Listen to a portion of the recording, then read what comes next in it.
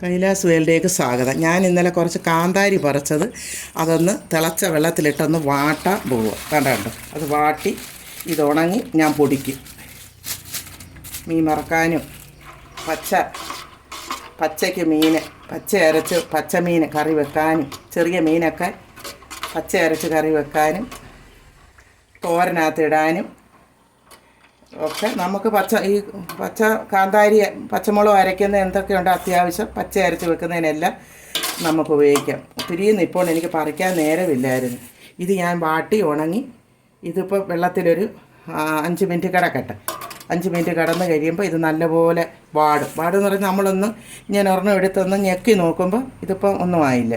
ഞാൻ ഞെക്കി നോക്കുമ്പോൾ അത് ഞെക്കുള്ളൂ. ഒരു 5 മിനിറ്റ് അതിനകത്ത് കിടന്ന് വാടി കഴിയുമ്പോൾ ഈ കണ്ണാപ്പയ്ക്കകത്തോട്ട് ഞാൻ കോരി വെക്കും.